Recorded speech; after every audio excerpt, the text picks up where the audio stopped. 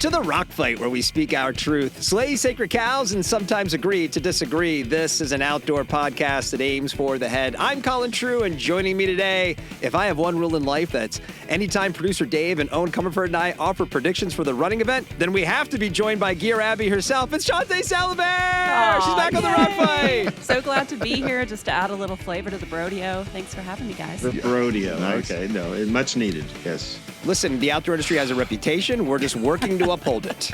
Just injecting some feminine mystique here. That's all. That's right. Well, today we have a couple of quick topics to hit on before the four of us preview the running event and Switchback, which is set to kick off 24 hours after this podcast comes out. Then stick around to the end of the episode for the final interview that we recorded at GOA Connect last month, this time with Fjallraven's Nathan Dopp. But before we get to any of that, some programming reminders. Let's start with what we're all doing this week, guys. Are you ready to see the Rock Fight live? 2 days from now, you can come see everyone you're listening to on this podcast. That's me, Shawnté, producer Dave, and the consigliere, Eoin Comerford. We'll be at the running event this Wednesday, December 3rd. We'll be doing a live taping of the Rock Fight in the Training Camp Theater right by the Switchback side of the event. We're going to be joined on stage by a bunch of different guests. We're going to hear from Gear Abby. You're going to get producer Dave and the rest of our crew's assessment of the booth situation. Will Code Epoxy rebound from Summer Switchback? We're going to find out. I think they will. I think they'll bring it. I think they took it to I think heart. we're in their heads. Yeah, they did. Yeah. Mm-hmm. So if you were at Switchback Spring, you know how much fun we're going to have. I hope to see anyone listening to this who's going to be at the running event. Please come see the show. And hey, guys, just because she'll be in San Antonio does not mean that you won't get a new episode of Gear Abby this Thursday. So make sure you're following the Gear Abby podcast. And lastly, we want to hear from you. Email us at myrockfight@gmail.com. Reach out on LinkedIn. Search it up. It's Rockfight over there. Go on Instagram or Rockfight Co. Send us a message. We want to hear from you. Now that Shawnté's here, we need to make sure she knows that we are aiming to outdraw the amount of emails we get here at the Rockfight. Yep. It's We're losing badly. dearabby@gmail.com is what Colin meant to say. Yeah, Gear Abby is slaughtering us after 15 episodes. So we have like 400 plus for Rockfight. I love having pen pals. Keep writing to me, people. Well, maybe we need our own Q&A section, Colin, so we can, take on Gear Abby. Mm-hmm. Wow. A Q&A section hosted by Gear Abby on the Rockfight. No. Yes. No. The empire grows. The only one allowed to answer questions on the Rockfight Podcast Network is Shawnté Salabert. That's it. Well, speaking of listener mail, we do have a quick stop in the mailbag today, which, because we're in lieu of a parting shot, is presented by Garage Grown Gear. I forgot to write in some new products from Garage Grown Beer. Garage Grown Beer. Is that their new product? Is that a spinoff brand for Lloyd? What is the thing? New product. It's ultralight. It's very aerated. Mm-hmm. It's dehydrated. It's just a little beer. shot. It's dehydrated beer. That's the the thing. What's that? Dehydrated beer. That is a thing. Yeah. Oh my God. Yeah. Right? Or is it just nips of beer? Just in the little eyedropper ultralight things you can buy on Garage Grown Gear. Shawnté joins the pod and already Colin is talking about nips. I mean, come on. Is it my fault? Like alcohol nips. You know what I'm talking about? Gotcha, sorry. So who's the filthy one now, Eoin? Finally, for All once. right, we received the following email from Becky in response to our conversation about the Patagonia Impact Report a few weeks back. Becky apparently works for Tersus Solutions, whose CEO, Peter Whitcomb, has appeared on the Rock Fight in the past. And Becky took some exception with something we said about the resale marketplace. And she wrote in, I want to pick a bit of a fight as your Patagonia and Vuori shows, as on your Patagonia and Vuori show, someone mentioned that resale isn't profitable. This is 100% not true. We at Tersus Solutions have dozens of partners all turning a profit on their resale channels. Also, the data is in for 2026 throughout multiple channels. Resale is growing leaps and bounds over retail. So, Eoin, I think this is something is in reference to what you said. Is that correct? It's absolutely. And hey, listen, we love the resale channel. We're big fans of it here on the Rock Fight. It is growing by leaps and bounds. It is the future in many cases. But I would also say it is, at least from my experience, hasn't been terribly profitable. And that the reason for that is just because consumers obviously expect a significantly lower price for the used items, but they're actually a lot more difficult to handle than new, right? Because each one is a unit of one. And so each one has to be separately identified, like you might not even know what it is, right? So you have to identify it, inspect it, photograph it, describe it. So all of it is tricky. And now obviously the folks at Tersus, I'm sure, have done a great job putting together a whole process to do all that, but it's still a lot more work than just receiving a case of exactly the same thing, right? So that's the first thing I would say. The second thing is that if you look at the publicly traded companies like ThreadUp and the RealReal, they've never been profitable. Now, yes, they're getting more profitable or closer to profitability, which is great. And in some cases, they're EBITDA positive, depending on the quarter. But bottom line, they're not making money. In terms of brand stores, I think some will talk about profitability, but really they're not fully burdening those stores. So, for example, they're treating the store credit or the gift card that they're paying the consumer for that product as a marketing expense. So that doesn't hit the profitability, right? Or they're not talking about the marketing cost to drive the store. So I think you can get to profitability if you count things a little bit differently. So, for example, if your online returns are helping to drive your used business, if you just write off that inventory, so it goes to zero, so that then again, the cost of the product is zero. And so, yes, then it's profitable. But if you really look at the overall thing, I'm not, it is still, I stand by the fact that it's tough to make money if you look at all the costs that go into it. Yeah, I think it's a scale thing, right? I mean, so Tersus, and I think this is what probably Becky's referring to, they are the partner with Gear Trade to kind of handle the business for them, to the cleaning, the repair, Sure. to make sure things are ready to sell. I believe they've partnered with Code Epoxy in the past, right? For those that don't know, they're partners with most of the biggest brands. Yes, right. They are a incredibly important player in changing everything that kind of what Eoin is saying, but we're still kind of in early days. And frankly, the conversations, I'm going to pat ourselves on the back, these conversations are what needs to happen to bring more visibility to it and continue to grow that, in addition to all the little efforts of specialty retailers offering their, closeout and secondhand parts of their stores as well. And I think the other part of the scale is having scale in terms of where the product is sold. So I think selling it on, some subsection of the website for those brands typically doesn't actually move through or sell through the goods. You have to really have the backup of a bigger platform, like Gear Trade specifically to outdoor, or ThreadUp for the wider platform. And actually, I think the new Code Epoxy program through ThreadUp is really interesting, because their Clear Out the Closet program gives people Code Epoxy credit for anything that they send in. It isn't just Code Epoxy product. And then it gets double exposed on Code Epoxy, at least the Code Epoxy stuff's on Code Epoxy, but the rest of it is double exposed on ThreadUp, right? So it's reaching this much, much wider audience where you can get the sell through. And then Code Epoxy is getting, consumers who maybe bought something totally different, getting a credit, which obviously then they're going to use to buy a new product on Code Epoxy. So those are the kinds of programs where I think this all starts to work together and make sense. Yeah, I think the Tersus Gear Trade partnership, the ThreadUp Code Epoxy, if Dave and I caught some heat, I think a little over a year ago, we did an episode because there was this continuing trend of, hey, we're a brand and now we have a resale section of our own website where we're reselling our own stuff. Right. And it's like, yeah, that's good. You weren't doing anything before, so good for you.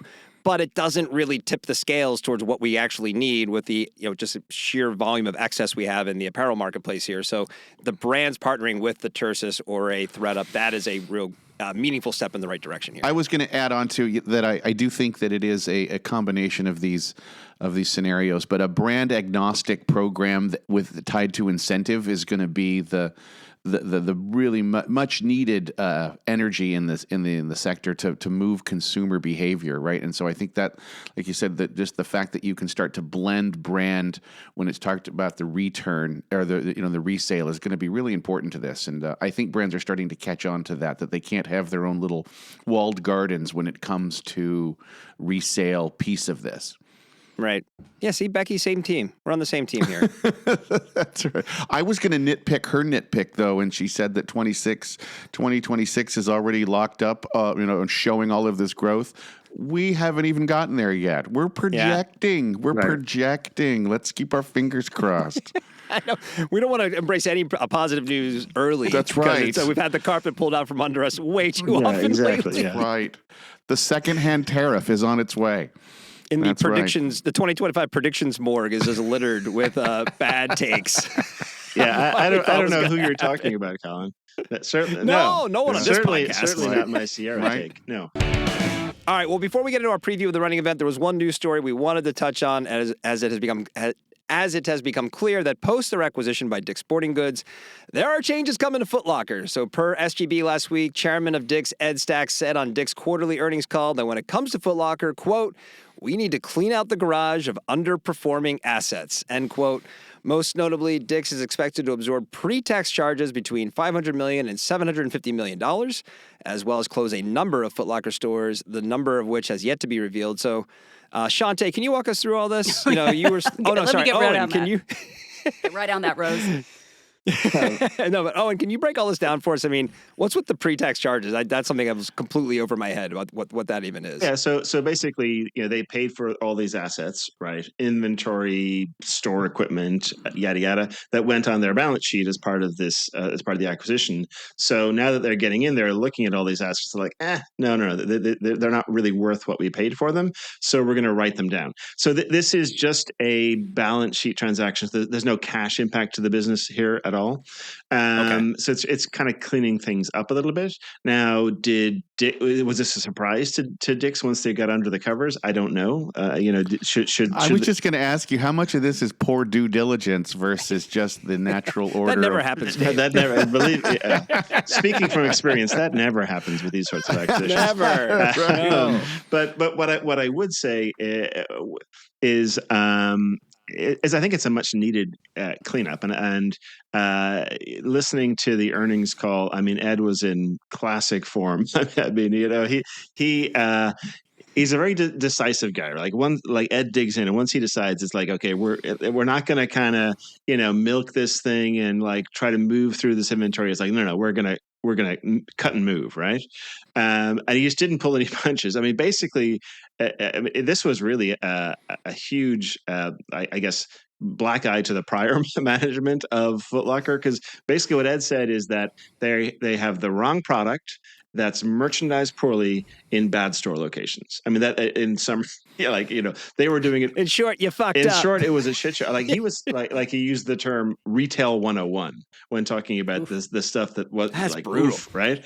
There's no thanks to the prior regime, we're excited to continue on the time-honored tradition of Foot Locker. Don't let the foot hit you in the ass. Oh, absolutely. But it was so it really it's worth your time if you're a geek like me into this stuff to listen to the earnings call. But it does sound like a good chunk of that 500 to 700K is actually going to be an inventory write down. Okay. Because they're saying they've got all the wrong stuff. So we're going to basically flush it.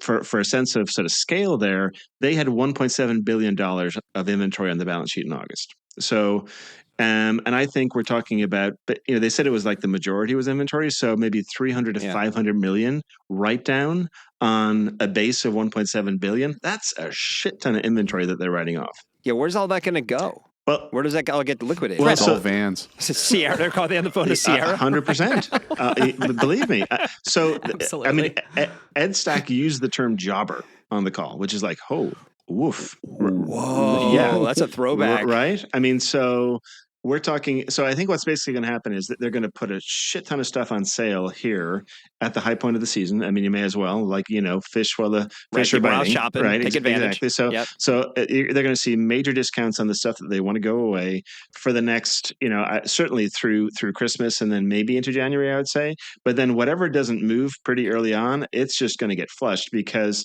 they've already been talking to brands about bringing in new product, where they can fill holes, right? I mean, there's only so much that's in the system, but they're going to need to make space on the shelves and more importantly in the back rooms. So they're just going to broom a whole bunch of stuff. So yeah, it sounds like they want to move quickly. Like I said, they mentioned they want to be ready for back to school 2026, basically, with whatever their new sort of rollout's going to be. Yeah, exactly. So I guess the big question is, how many stores do you think? Well, hold on real quick. Go back to when they're going to flush.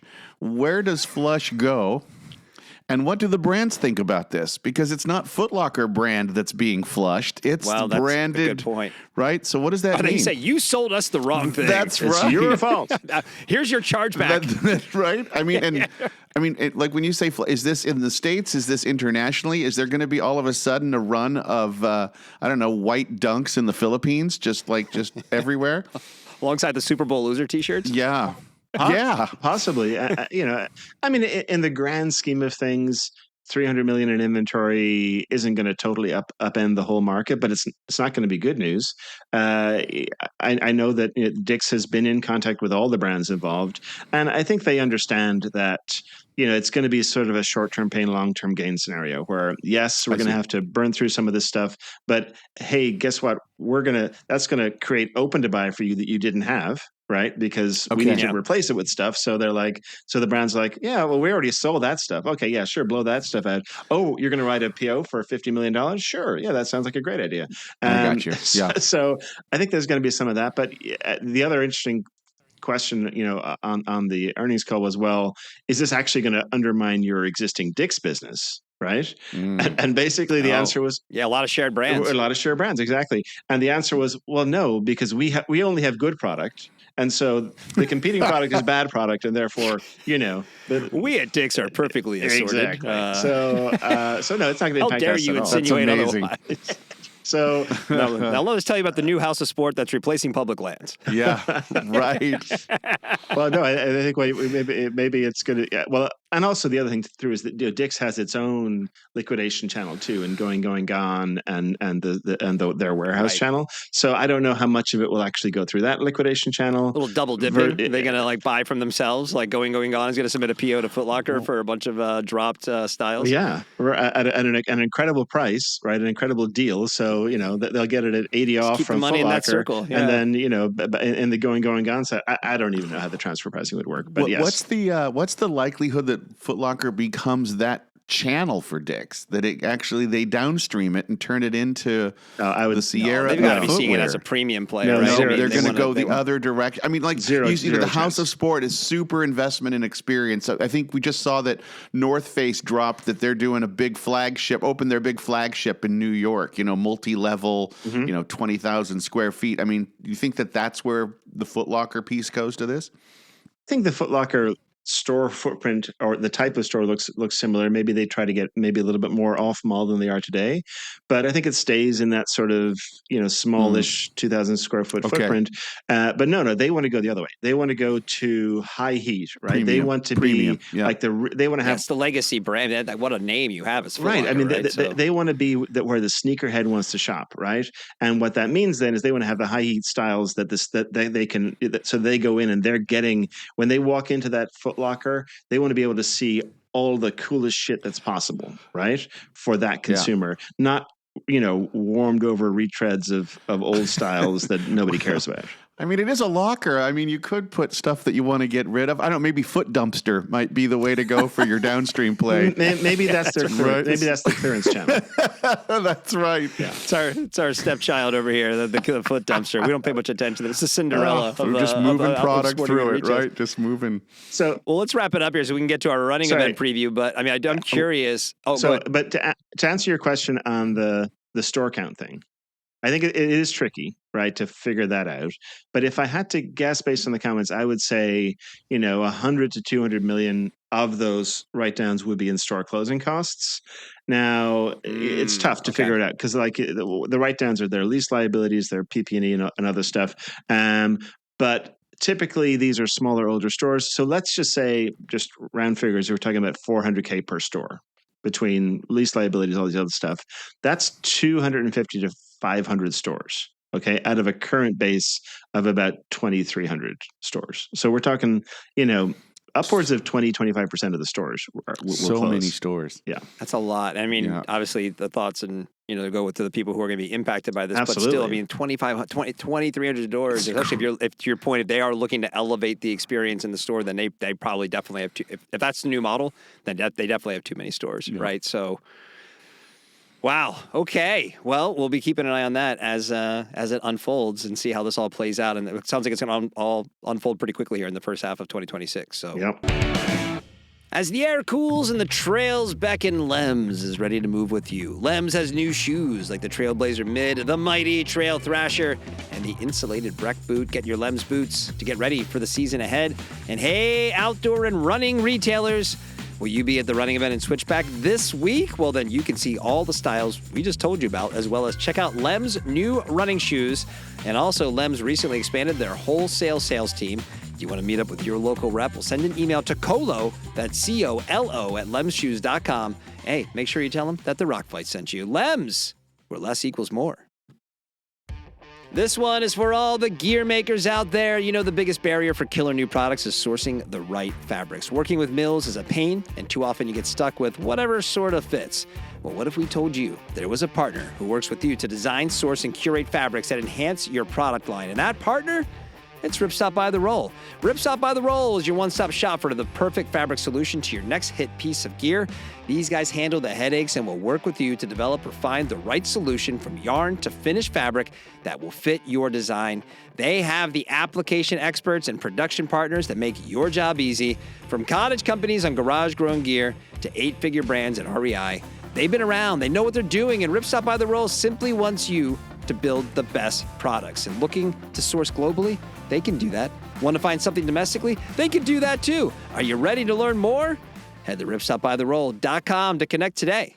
You know, Rock Fighters, Fjallraven isn't here to conquer mountains, tame rivers, or beat the weather. We're here to go slowly, to tread carefully, and to cherish the visit. For us, the outdoor experience has never been a race to victory. It's an ongoing journey to create equipment and memories that last for generations to come.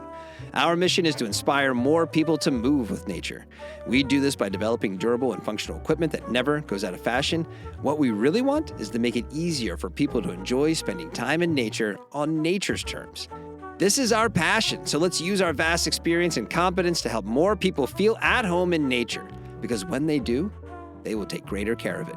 Get started on your Fjallraven journey by heading to fjallraven.com today. Rolling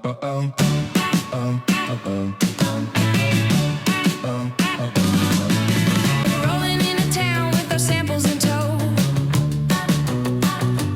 Sand and tones heating up and we're ready to show. Hit the floor, TRE, yeah, the crowd's in line. And switchbacks humming with the breakout shine. Cause we're gonna run at the running event. Have fun till the demo crew spent. We'll switch direction toward outdoor perfection. Sock bar stock, keeping that connection. There we go. Wow. That is beautiful, Special. beautiful work. Little impromptu Rock Fight radio here as we get ready for the running event. I feel more jazzed. Absolutely. Yeah. Look, Dave needs things to do, guys. I do. Apparently. And here's me without my poodle skirt.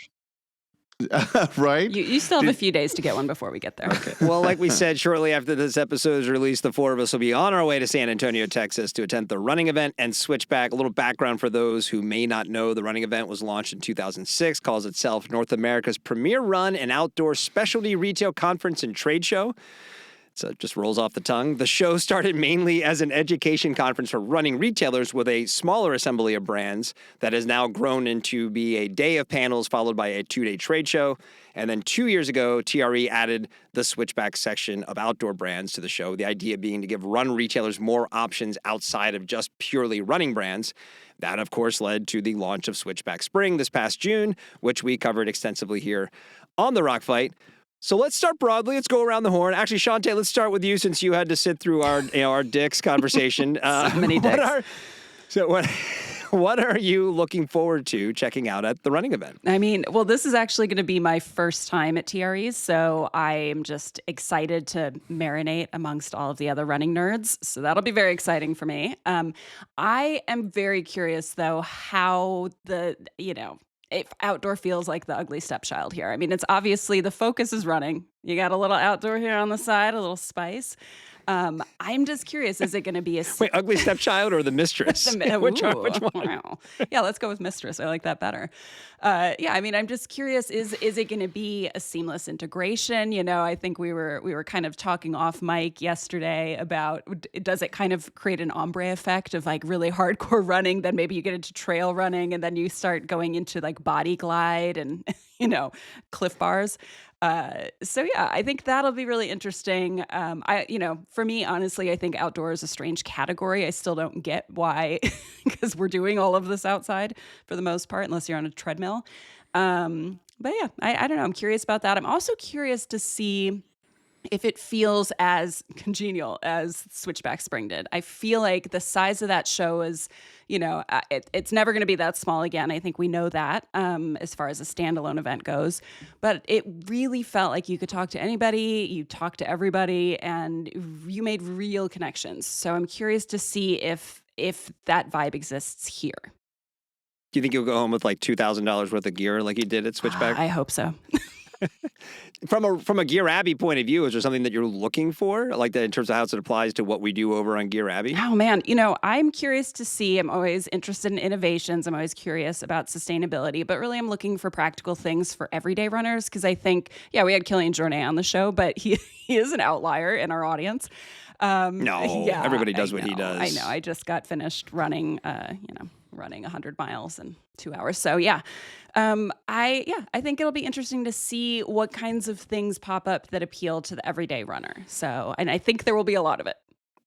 So I went to the running event during my Pro Bar days, which was more than a decade ago when the show was much smaller. I didn't get to see the exhibition last year. And Dave, you're the only one on this call who got to see the most recent exhibition of the running event. So what are you looking to check out this year? I'm looking for more of the same here. Like, I'm looking forward to the energy. Like, it is a definite callback to kind of the outdoor retailer days that our folks know.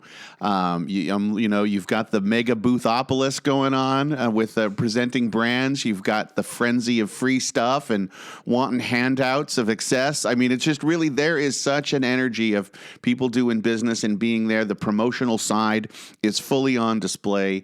So I think that's always, it's a great energy to walk into. And to your point, Shawnté, how can outdoor, borrow from that, bring from that? Are they going to learn and add to it?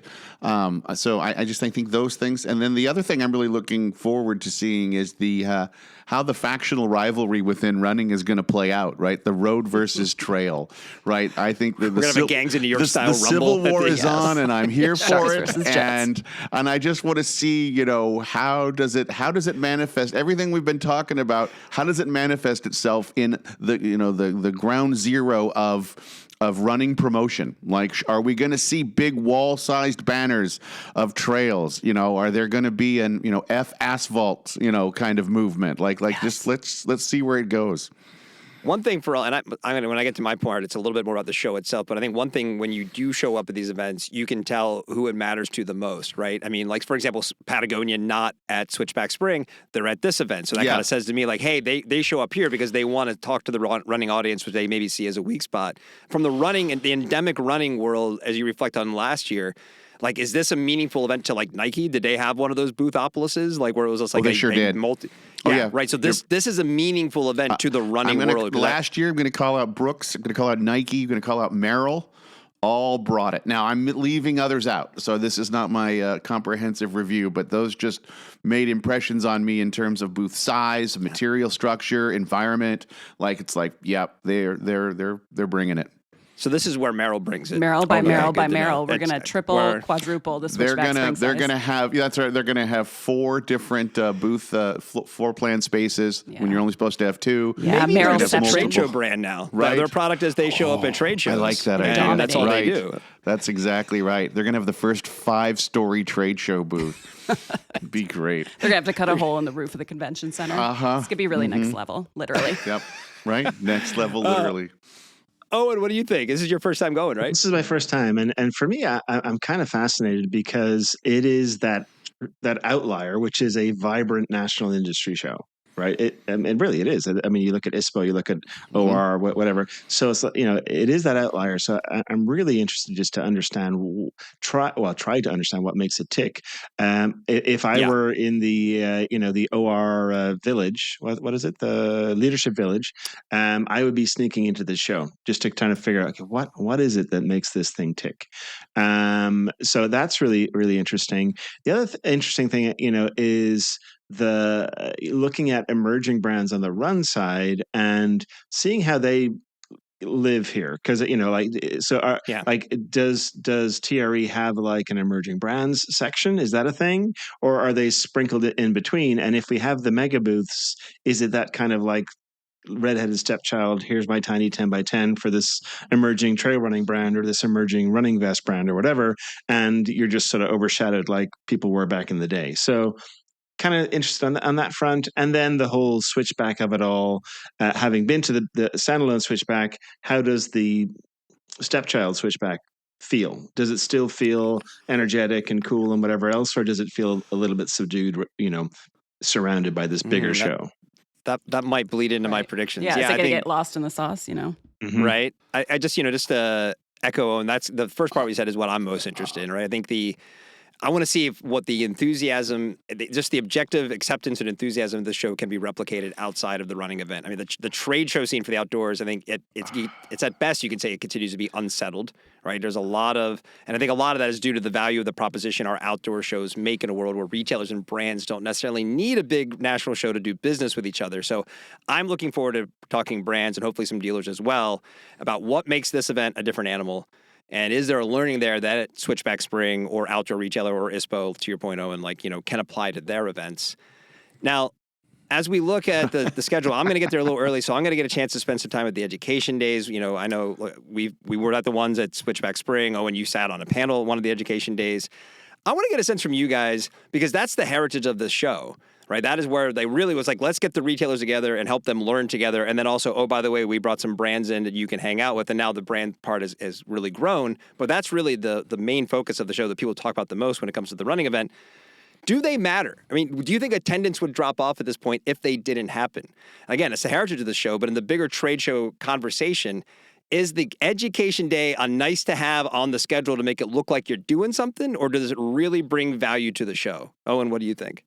I think it does, especially if you're tying the show into a national organization, which is the case here because they're tied in with RIA, the Running Industry Association. So they've got a membership meeting, et cetera. So that is a key value as that one time a year where everybody gets to come together within that association. So that is cool. The other key thing then is it valuable content, right? Is it just sort of endless panels of people who are just talking in generalities and platitudes, or are you actually digging into the real issues that are driving the industry, which unfortunately I don't see a lot of in a lot of these industry days. Yeah, I feel very similar. It's got to be substantive. And that's, I think there's a lot of chit chat, constantly about diversity and let's get women and let's do sustainability. And it's just a lot of lip service. Let's do sustainability. That's a t-shirt, Dave. Let's do sustainability. Yes. Let's do it. But I'd love to see education days become a little bit more solutions oriented. I think of this, it's a journalism term, but I think of the idea of, we've identified the problems, I think, at this point, and whether that's pain points for retailers or for brands or for consumers, let's get into the solutions part of it now, guys. We know what the problems are. I think that's ultimately what I'm getting at. Usually I'm as an outside observer of someone who's not at a brand or with a retailer, and I'm sitting listening, put myself in the shoes of who they're trying to speak to, and I'm like, what are my takeaways from this? And I'm like, oh man, that's great. I'm going to do that. Usually it's like, yeah, that was nice. Those people had things to say. Yeah, and that's usually chart, another graph. Did you see the Venn diagram? I did. Hey, let's leave Venn diagrams out of this. So on the flip side of that, we were specifically asked to stay for the whole show, right? And so we could take part or at least observe the big retailer awards dinner on the last night of the show. And I think, having been there a long time ago, Dave, last year, none of us have seen this. So they end the show every year with the Retailer of the Year awards or the brand, the Running Awards show, whatever it's called. And it's a big soiree, and it gets people to stick around, and they hand out, awards to these people who are very much invested in the running industry. So if the opening education day it sounds like it can be necessary from what, Shawnté and Owen just said, but if there's some work to be done there, is a can't miss it closer a potential to a show's success? Because I feel like that has always been a problem for trade shows, is not having, what's the thing at the end that gets people to stick around? Absolutely. I mean, I think 3-day shows or 4-day shows, the last day is always just a ghost town, right? Everyone is, in their booths waiting to break down because they haven't had somebody stop by in the last 10 hours. But even like Switchback Spring, a 2-day show, from what I heard, we had left, but from what I heard, the afternoon of day 2 was pretty sparsely attended. So I think this is the morning was a little thin. Yeah. For being okay, but no, I think these guys are super smart. Having it be a 2-day show, high energy both days, and then you've got pillars on each end, the education day at the beginning, the awards thing at the end. Everybody wants to come for the whole thing. You're not cherry picking days here or there. That to me just makes a ton of sense. Yeah, if you have, you need to have that thing at the end because it's just having people leave, and they will leave. If you had a one-day trade show by 11 o'clock, everyone would be gone, right? I mean, it's just like this is how it always goes. I mean, Dave and I both, worked plenty of booths on the brand side. You spend, for the 4-day show, you're right, a day and a half, you usually like, when do we get our pallets so we can get the fuck out of here? But if you know, tomorrow night is the thing that we're all actually here for, like, what an interesting idea. Then you can, the value is baked in that people are going to stay, and you take away that opportunity for them to be like, oh, it got kind of weak at the end. Yeah, it didn't go so, the last half wasn't that good. It's like, no, the whole thing was good because you were waiting around. Shawnté, what do you think? Yeah, going out on a high note, I guess. Yeah, I love the idea. I think back to Switchback Spring and how we had the opening night party. And I always go back to, yes, people are coming here to get business done. You're, making orders, all this stuff. But we're also here to connect. And I think it's partially, people deepening relationships that exist, but also forming new relationships. And so this idea of bookending the event with two big social opportunities, education day, but there is a party that night. And then the award ceremony, it's this opportunity for you to continue connecting with people and to end on a high note. Again, I think, all these people that you don't know that you meet in those 2 days, then that last day, everybody's loosened up a bit. We're all done, in business mode. We can just enjoy the evening. I think it's a really nice way to wrap things up and keep everybody engaged. So yeah, I'm all for it. Dave, anything you want to add there? Are you good? No, I was just going to, speak for the group of people that don't see an award show as a must-attend type of draw at the end of the show. But Dave's ready to go home. That's just me. Well, that's right. No, I mean, and I agree with that. But if the whole thing of these trade shows that we talk about, right, is they're like, we got to get the retail buyers there, right? And a lot of times we're hearing that from the buyers, like, I don't really need to be there. But if the awards are focused on the retailers, right? And now it's like we're going to be handing out retailer of the year. So 10% of those retailers want to be there. The other 90 don't. But what matters, Dave, is the post-show surveys. Oh my God, it was great. Right, they gave me an award. See, I think there should be a second Hoka party with the retailer awards. Now we're talking. And they should do the survey right after the party. Right, during the party, actually. That's 10-drink minimum. Yeah. 3-drink minimum. 10-drink minimum, and here's your survey. There you go. This is the best party ever. I mean, trade show. I love you, man. Oh, I'm totally coming back next year. All right. Well, it wouldn't be very on brand for us not to make some predictions or take some wild swings. So as we're all packing our bags and getting ready to head to San Antonio, let's go around the horn one more time and make predictions for the running event. Gear Abby, let's start with you. What do you got? Oh my God, I churned up a couple different predictions, but I'm actually going to lean into the one I really think. I think that one in every 5 conversations is going to be about how trail running is the new road running. And I think we're going to see that reflected in brands showcasing more trail-oriented apparel and footwear and accessories. I think we're going to see it probably in some of the booths that they're going to lean into trail as their, motif for the booth. So, and not just the brands you'd expect like Ultra. So I'm pretty excited to see that as a trail running nerd myself. Also, Katharine Hepburn back from the dead at the running event, apparently. Right. Yeah, totally. Trail running is the new road running. I love that. I love it. That's awesome. Dave, what do you got? What are your predictions? I have so many predictions, Colin. None of them will come true. But well, we all have to be accountable. We're going to record our recap while we're at the show. Okay, so we're going to be accountable to our I predictions. told you before, shit's going down at the sock wall. I can just tell you that when did you tell me that? That is where I'm looking side-eyed at the sock wall. I don't know what it is with walls in Texas, but I think the sock wall is where the energy's going to be. So I'm just saying, the sock wall.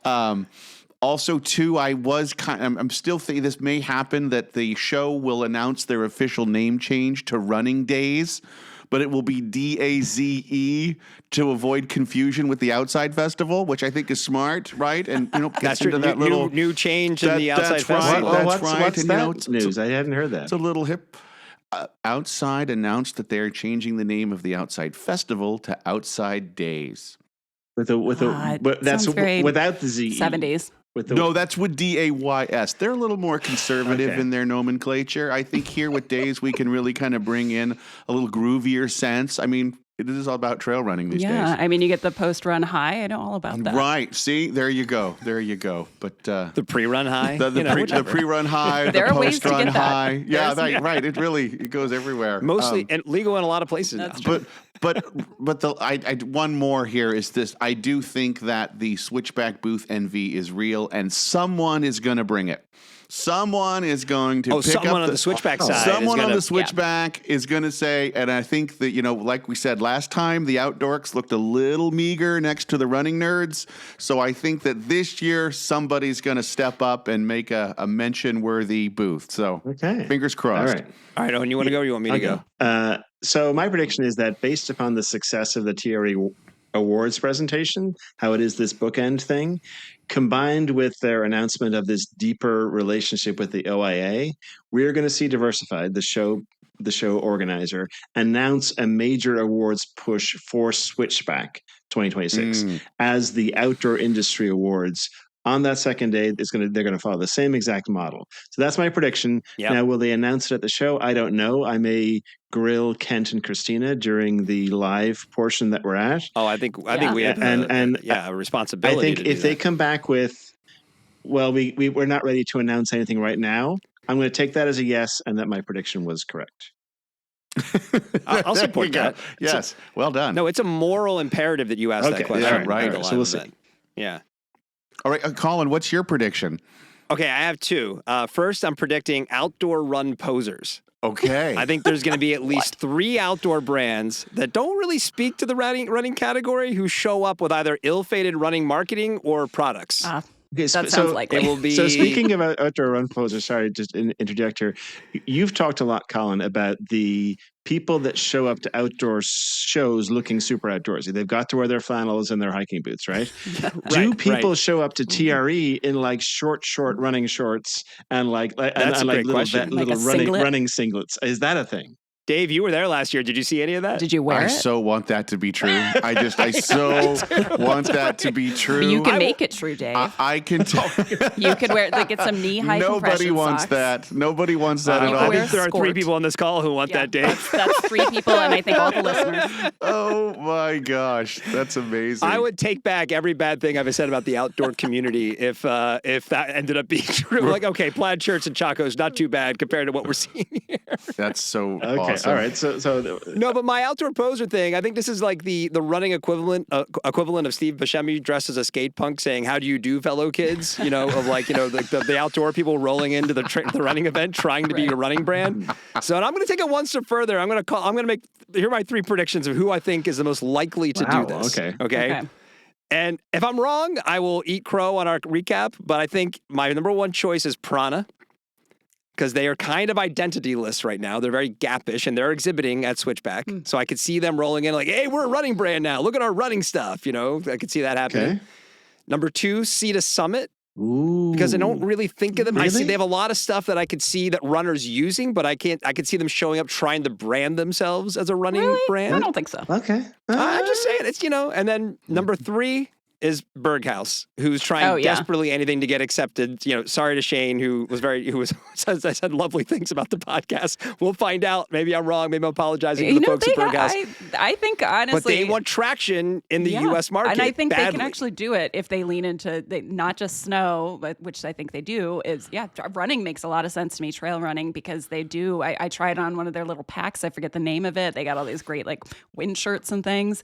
That one might be the most likely for me. Yeah, I would say the trail isn't that much of a stretch for Berghaus. No. So but right now their big marketing story is Oasis, so they're gonna have to pivot away from that at some point, right? Because the Oasis reunion story is getting old. You didn't know that Liam Gallagher is an ultra runner now?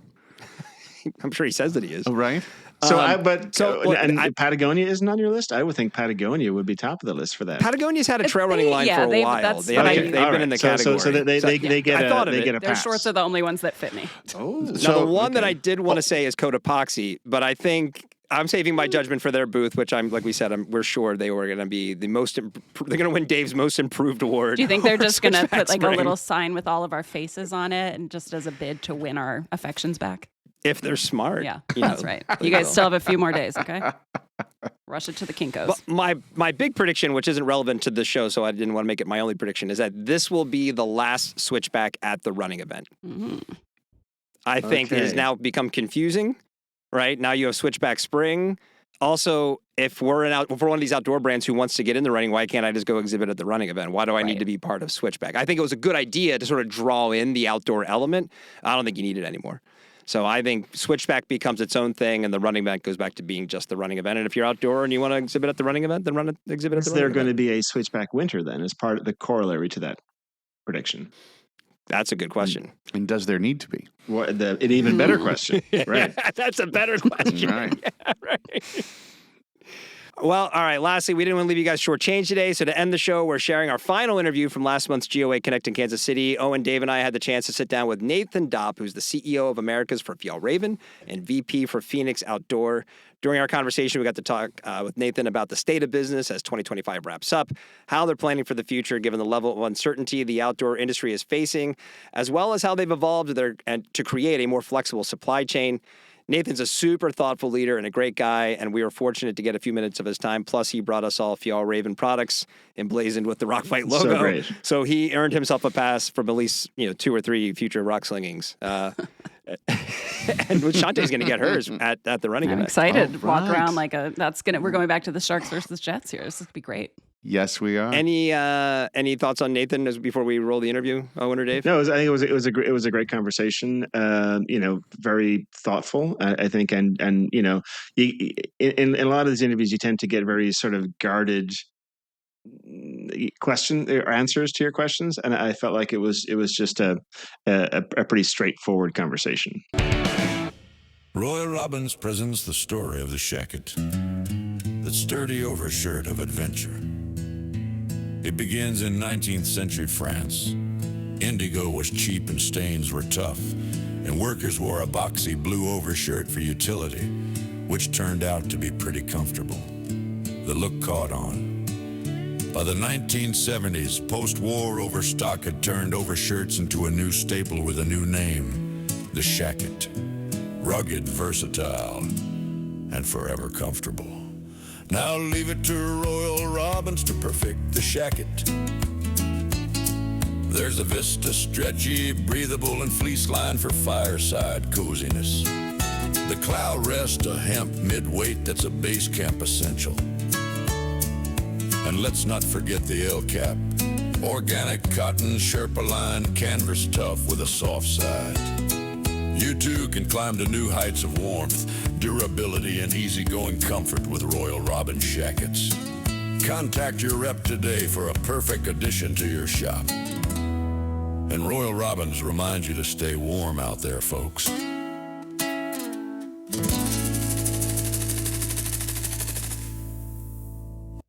Well, we're here with the Rockfight's favorite sponsor because he just hooked us up with some incredible swag. We're here with Nathan Dopp, who's the CEO of Americas for Fjallraven, VP Phoenix Outdoor America Group, AG? No, the Global Group. Global Group, sorry. So that's you put the title. It's a long title. Yeah. Yes. Let's just start simply here. 2025, it's November. We're at GOA Connect. It's coming to a close. Interesting year, Very. say the least. They all are anymore. How you doing? Are you doing all right? I'm doing well. Yeah? I just Feeling came out okay? of a really nice luncheon the GOA put on, and I would tend to concur with them that I feel like we've gotten to a stable place in the industry, especially with the specialty accounts, and that, maybe the future's bright, depending on what happens outside how's our spring control. 26 looking? I think all seasons are challenging anymore. I mean, there's always something that we don't expect. Yeah. And certainly, what do I say about that? The tariff situation, the uncertainty and what's going on with that, I would prefer that wasn't the case. But I feel pretty confident. I think all the brands are feeling pretty confident right now coming out of. Yeah. What is it that makes you feel confident? Because that was actually the first thing we were going to ask, right? Is like we just had the deal the Trump administration supposedly made with China. It's always fingers crossed this is going to stick, all that kind of thing. You guys actually just had some good reporting coming out for Phoenix Group. Yep. What is it that gives you the confidence? I think I feel confident.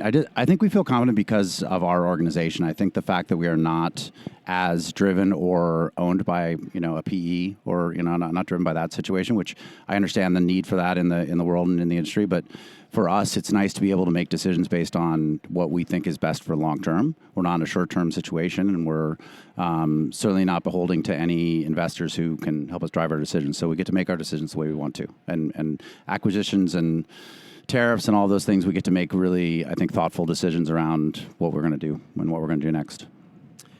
How have you handled price increases as it relates to tariffs? We've talked with a number of brands. Some have absorbed it themselves. Some are passing it on. Some have done nothing so far, but those price increases are going to hit early next year. Where are you in all of that? All of the above, I'd say. Okay. First of all, we started divesting from China, sourcing 6 or 7 years ago. Okay. And that was a myriad of factors. But so when this all started happening, I think we were fortunate that we didn't have as much being produced in China.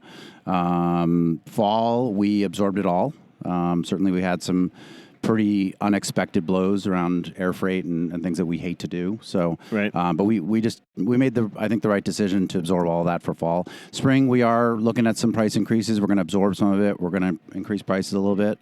I think the biggest challenge I believe we face is just the uncertainty around the whole thing. Right. I have a warehouse right now that is putting new prices on about 580,000 units, all carryover product that, we need to fix that price and get it to where it needs to go. And God forbid somebody wakes up on the other side of the bed and decides tariffs are a thing of the past and we have to go back now and fix it again. So the uncertainty is the biggest thing keeping me up right now. Okay. So your chairman, Martin Norden, love his investor letters. Very outspoken guy. He must be fun to work for. He is I'm a fun guessing. guy. Yeah. And so he's talked about, and been one of the few that really talk about this fact that retailers are trying to push more of the risks onto the brands, right? That the fact that the reorder percentages are going down. They want to chase a little bit more in season, which totally get it from the retailer's perspective, but it does put more risk on you. And he's saying that you're actually working to make your supply chain more agile to be able to address that changing reality. Can you talk a little bit about that? Yeah, I think, first of all, we are fortunate in that for Fjallraven and for Hanwag, and in some ways for Royal, it's very much carryover business to begin with. So a black Vita pant, if we produce it this year and it doesn't sell this year, we feel very comfortable with it carrying over into the next year. Of course, we don't expect to price change all the tickets, along the way. But, Right. Other than that, I feel like the nature of our business is very consistent enough that we can feel comfortable in what we're buying, how much inventory we're carrying. So I think that gives us a leg up. We're not trying to reinvent ourselves every year. Okay. The other piece that he's talked about is the fact that he really has called out e-commerce and basically said, you know what, e-commerce is basically a discount play. When it's discounted, it gets sales. When it isn't, it doesn't. And it feels like you're taking more of a hey, let's lean into brick and mortar approach. Is that a fair statement?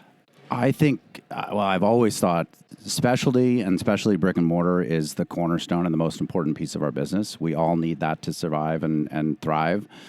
So, of course, that's where we have a lot of focus. I know from past experiences and current experiences, the majors are amazing and they can write such a wonderful PO for you and change your business's life and all that. But I also know that the winds of change come along for those guys and they decide to go in different directions. And so that can be a major blow the other way. Department stores run on a completely different cycle than the time cycle that we run on. They have different business models, so that's super challenging. So the only thing we can really count on is that specialty business. And then I do think we have some really nice, online retailers who I think are doing a tremendous job. But you have to choose really carefully, and you have to have really great, strong, mutually respectful relationships, so that they're not going to be discounting you all the time, right? And they're going to run the business the way we need to be strong long term. I know for Martin and for the Europeans, they have a tremendous problem over there because they can't control any price. They don't have MAP. Right. They have no real teeth to it, so it's very challenging for them when somebody decides to just flood the market and they flood it cross country. So they'll go into other markets. They'll stay full price in their own market, but they'll put a bunch of product into somebody else's market. So it's a particular challenge for the team over there. So I think we're fortunate over here. Wow. Okay, so we actually have it better over here than that's interesting. Phoenix is a portfolio of brands, and in the industry, we've seen a number of these multi-brand companies, whether it's VF Corp, divesting of brands. We just had some write-downs at Columbia for a couple of their portfolio brands, but you guys are actually still buying. You just bought Devold, if I'm pronouncing that correctly. Yep. Talk to me about that. Is there still an appetite to continue to acquire brands? I think we're always interested and we're always looking, but it has to be a very particular situation for it to be the right play for us. And Devold is the perfect brand for us to add to the family. They're very strong in something that we are good at but not great at with Fjallraven. Okay. They have their own sourcing. They have sheep to shop process where they have their own sheep farms and can really raise our expertise in that sector. And we've always wanted to have a base layer collection to add to the line, and we've dabbled in that. But here's some people who have over 170 years of experience keeping people warm with wool. That's a perfect partnership for us. So we're not aggressively looking for new partners, but when it's something that's that perfect of a fit, it's a heritage brand, it's from Scandinavia, right. Beautiful team, beautiful product. It's just a really good fit for us. So in that scenario, then, will the Fjallraven US team basically help to launch that here? Because they were at the marketplace. We saw them there yesterday. Yep. So they'll just basically piggyback onto this existing infrastructure? Yes and no. So there was a distributor, particularly in Canada, who had started the business up there. They did a nice job getting it launched. So we will use our infrastructure and our back end and all of our strengths to help them launch in North America. And we're also looking at it for Latin America, which they're down there right now having a meeting about that. So our goal is to, as with everything, be thoughtful, be strategic about it. We're not going to race into the market. We're not going to try to buy business with discounting or any of the strategies that people can employ. We're going to launch kind of thoughtfully, and I think fall 26 is when we'll be fully up and running. We want to make sure that we're set, the infrastructure is set, we're ready to go when we really get going. So, but it's going to be a lot of fun. So we were just chatting with somebody else who remained unnamed, and I asked what their thoughts were for 2026 trade shows, and his comment was, "Oh, it's a shit show," and I think that's as much as we talk about it a lot, and it's not an unfair assessment. As you look ahead to 2026, what's the plan for the brands you work with? Is there anything that's interesting about the trade shows that are out there now as the scene sort of evolves? Is anything sort of pulling ahead in terms of like adding more value to the brands you work with? Well, I have a probably unhealthy love of trade shows. I think they're like, it's one of my favorite things to do. We kind of all do. Well, just the energy and the passion and the getting together with folks and having that glass of wine and finding out what's going on in the industry is I miss the big old days. I miss spending 6 months coming up with a new booth idea and building a big showcase to the brand and all of that. That said, I think those days are pretty much in our past, at least in the near term. I think shows like this GOA they're incredibly efficient, incredibly well run. Everybody comes to work and get things done. I think that's amazing. I did go down to Switchback, and I think they're doing a really nice job down there. We're certainly going to take a look at that. And I'm always interested in what OR is doing. I mean, that's the place where we all grew up, and so I certainly am pulling for them to figure out what they want to do next. That said, I think I was probably the last major brand to pull out of OR, and I probably will not go back in until I see a serious momentum shift towards that show as a reestablishment. I also don't really want to spend $1 million a year on trade show booths, so I think we've all learned to reallocate that money. I think we all sort of took it's 2025, so we went back in time 10 years and looked at our marketing budgets and the line item expenses for trade shows. We'd all gag a little probably. as fun as it was. Yeah, I mean, that line item needs to go to podcast advertising. 100% yes. But you just said, you rarely focus on brick and mortar. When you're talking to the retailers, like, what are you hearing from the field? What are they saying about this? I mean, do they share sort of our brand-driven enthusiasm for the get-together, or is it more of a take it or leave it? And sometimes they show up, and other times, the regional shows are all I need. Is there even a consensus? I think they feel like they get because they've all triaged and they've all become so much more conservative and they're trying to be more safe with their own investment and time and money. A lot of people have smaller teams out there, especially in the specialty shops. So I think they may want to go, but I think they have to justify it, and it's hard for them to get on a plane and leave their shops, and I completely respect that. So it's on us to make sure that they have a really efficient trip and that it works for them. Based on that, what is it that you guys can do to help it make it easier for the retailer to make those decisions?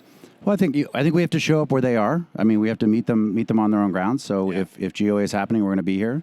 Regional shows, we're going to support them every way we can. Our amazing agencies and teams out there, the field reps, I try to give them every tool they can possibly have because they're the eyes and ears out there, and they're the ones who have to be motivated and get out there and show the shops and support them in every way they can. So it's just a matter of meeting these people where they need to be met and giving them what they need. Folks may not know the whole Phoenix world and everything that Phoenix is into, and the fact that actually Phoenix is a big retailer in the European outdoor market. Yep.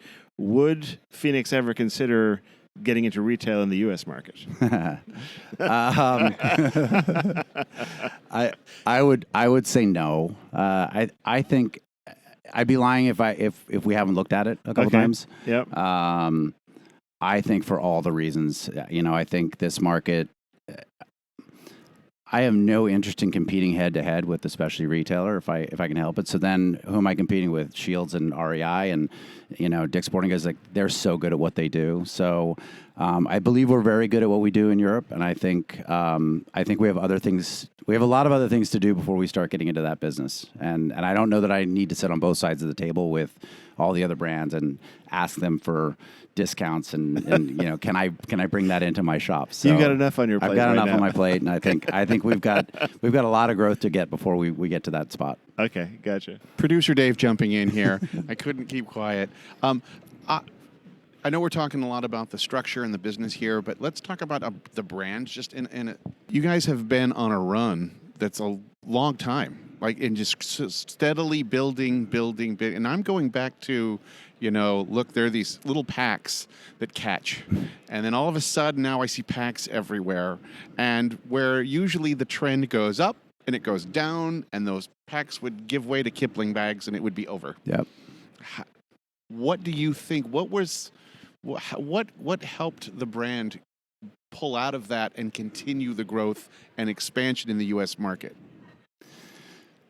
Oh boy, I could give so many answers. I'd like to take all the credit. Okay, we can do that too. Based on the merch that you brought us, in the themes. But of course, a lot of it is luck, and a lot of it is the harder you work, the luckier you get kind of mentality. But I think just as Konkin was slowing down, I mean, Konkin was an incredible launch mechanism. I mean, for that to take off the way it did and to expose as many people as it did to the brand. Is tremendously fortunate, and we tried very hard to manage that cleanly and for as long as possible. But just as that was slowing down, the rest of the brand really caught on, and people started seeing the pants, and they started seeing. Okay, was it the product mix? I mean, you guys don't do a ton of advertising or kind of external communication piece, but all of a sudden now every hip quarter of a city has a Fjallraven shop, and like you said, this product mix goes.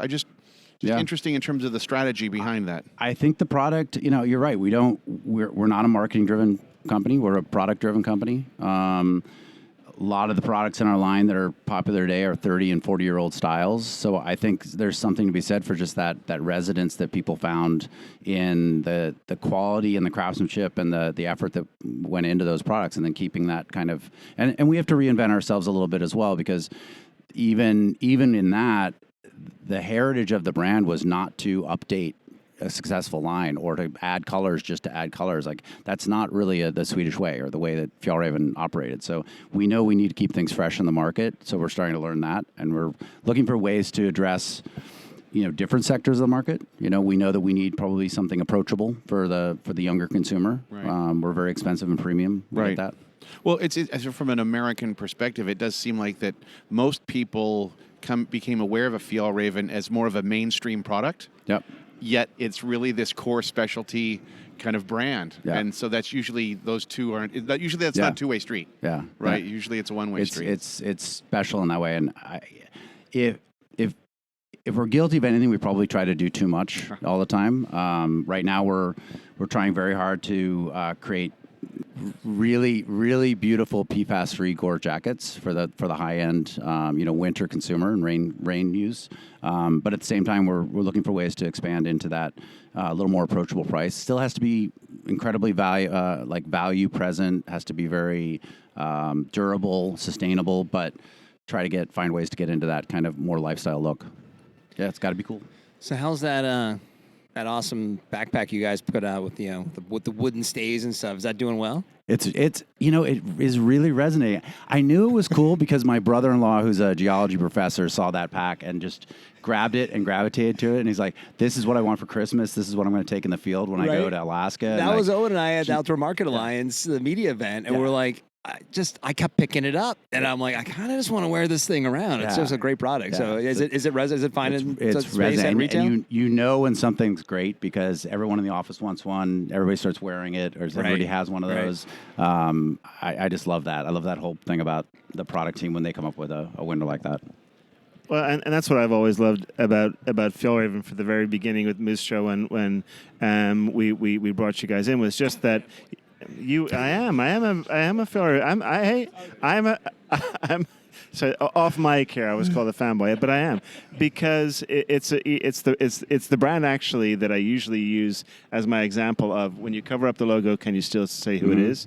And Fjallraven is the example. But that pack is the perfect embodiment of that, which is to say only Fjallraven would have done this pack, and as opposed to like this could have been any brand. So totally love that, and I think it's just a great example of a brand that knows who it is and where it comes from, and that it just shows in the product. And I love that you've said that because you're not the only one who's said that in the past, and I think that's where we. When we really are in our groove, it's that kind of product that is recognizable and has the feel and the look and the durability that we talk about, and the sustainability that we talk about, and that in some ways limits you because you can't just make anything and you can't chase markets. But but I can tell because I can tell that there are those conversations that happen where it's like we should have an XYZ, and then somebody I think internally says, well, how do we make a Fjallraven one of those? And if we can't make a real, then we shouldn't do it because then it's just like everything. It happens to us. It just happened a few years ago. We decided we really needed a less expensive technical pant, and so we the team created this pant, and then when we all saw it, we started adding things back in. It was like, well, it's got to have this, and it has to have this, but that fabric's not very good. And by the time they added all the stuff back in, it was right back to where it started. So, and you have to be okay with that. You have to say, for us to make things the way we want, it's going to have to be at a certain level, and it's going to have to cost a certain amount of money. So.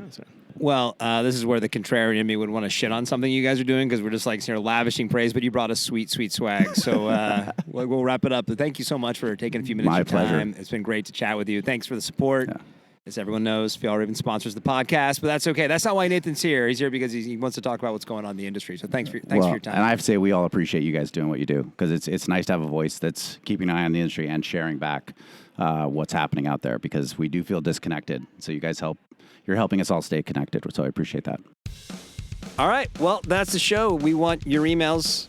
Actually, I have to play both sides here. We want your Gear Abbey emails and we want your Rockfight emails. myrockfight@gmail.com and gearabbey@gmail.com. Rockfight's a production of Rockfight LLC. Today was episode produced by producer Dave. Art direction provided by Sarah Gensert. Big thanks to Gear Abbey herself, Shawnté Salabert, for dropping in with us and for going to Texas with us. We're going to hear more from her a bunch over the next week. And also for Eoin Comerford, I'm Colin True. Thank you for listening. And like always, here to take us out and send us to Texas, it's Krista Makes with the Rockfight fight song. We'll see you next time, Rockfighters. Rockfight!